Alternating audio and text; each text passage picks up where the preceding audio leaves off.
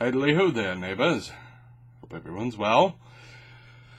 I been thinking about things. I think a lot because I'm bored a lot of the time. I've been thinking about pulp and what the modern equivalent of it is. See, pulp adventure is a genre of the late 19th century, early 20th century. And it had some commonalities. It was often seen as not very good in a literary sense. It was often serialized. It got its name because it was printed on low quality paper, pulp paper. And it just sort of stuck to the whole genre of stuff. And so, you end up with a range of stuff that has some commonality. Like I said, the serialized, not generally well respected in a lot of ways, though some of the writers in that genre definitely did go on to being respected quite a bit.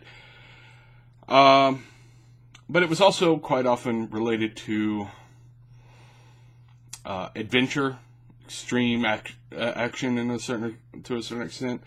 Whether it was, detective fiction with the tough as nails, Philip Marlowe type, or you end up with action adventure stories like Doc Samson, or is it Doc Savage? Yeah, Doc Savage, and even some of the proto superheroes like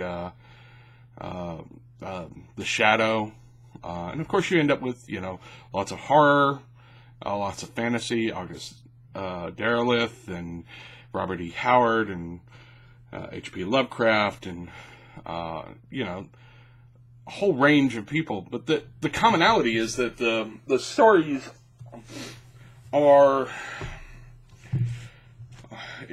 escapist is as good a word as any, but it's not complete, I guess. But it's certainly about people having, adventures beyond the norm. Some of them were more based in a reality, and some of them weren't, but for the most part, it was about people having adventures, extreme adventures. Sometimes terrifying, sometimes exciting, but they were adventure stories at the heart, with the focus being shifted back and forth between different ideas. Like, the adventure could be a mystery, or it could be a horror, or everything, but these are not the everyday stories of people having normal relations, So I was thinking about that. And I was thinking about the modern equivalent. Obviously, comics have a lot to do with that. Even the most indie of indie stuff quite often ends up in a realm of this is well outside the normal experience of humans. You end up with game fiction, actually, is certainly a modern inheritor of that tradition. Anyone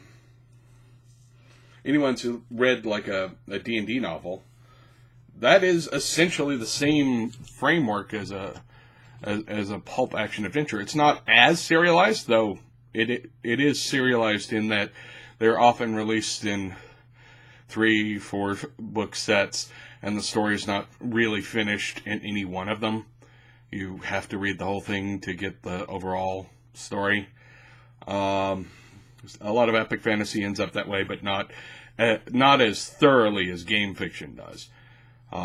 They figured out their model in the 80s, and that model has been, good to Wizards of the Coast and TSR before them, and other companies that put out game fiction. The Halo novels, the Warhammer 40K novels, and what have you. They are certainly part of that tradition. The Star Wars X-Wing series is solid pulp action adventure stuff. Um, Also, around the time of the Pulp Action Adventure, publications, you also had your action serials, the Sunday morning serials. And so a lot of that got replaced with television stuff, but there are some movies and such as well. But for the most part, the modern inheritor of that would be any kind of action show. Superhero shows, of course. I recently got through watching on Netflix Marco Polo. And I wasn't quite clear on how to think about Marco Polo, because there are things I liked about it, and then there were things I didn't like about it. It was a little too much, oh look, here's a naked woman for the sake of having naked women on the screen, rather than actually serving a story purpose in that moment. There were scenes that it did make sense. The Khan's pleasure palace, it sort of makes a certain amount of sense that, you have the suggestive, women making out and guys making out and, all the things that go on in the pleasure palace. But, just having a scene where a bunch of women are standing around naked because reasons didn't really do anything for me. And there are a couple other little things that just kind of, it didn't need that.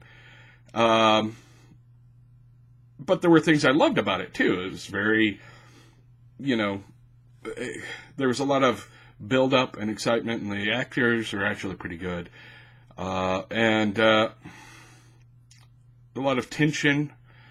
And when the action comes, it's really cool to watch. And I realized by the end of the series, the first season anyway, that, this is actually done as pulp. This is a pulp, a action serial type thing. I thought at the beginning that it was meant to be somewhat serious, and it's not. It's just, it puts into a historical context an adventure story with Marco Polo hanging out with Kublai Khan and all the wacky hijinks that go on with that. There is a fight towards the end of the first season between a pair of monks, and it's completely silly in a lot of ways, but it's awesome too. I mean, it's fun to watch. But yeah, it's also in that vein. I'm not sure where I was going with that, but it's interesting to see that evolution of that particular storytelling from being more of a not well regarded to being more of the mainstream. I mean, it's odd, but kind of exciting. I think it's good that we accept that we need escapist entertainment as part of our entertainment framework. Not everything has to be, Pulitzer Prize winning authors and stories of deep meaning and truth. Sometimes you just want a story where somebody goes out and gets to have an adventure and beat up a bad guy and meet the loved one and, save the day. And I'm glad that that's still a thing. I'm glad that that's part of our cultural heritage, and it seems like we have embraced it more now than we did maybe a couple of decades ago. Anything that was considered pop culture escapism was viewed with a sneer, and now not as much. And I'm kind of liking that. Oh well. That's my thoughts. Subscribe, like, share with other people. And I will probably post another Let's Play maybe next week, I think is when I'll post it. Depends on how this week goes. But it looks like maybe next week or possibly this week.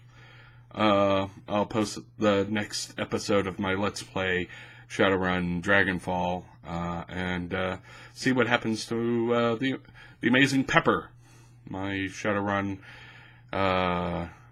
dwarven physical adept, who will hopefully kick more butt from now on, because he was alright, but I kind of got my butt handed to me in that first mission. So, talk to you guys later. Have fun. Ciao.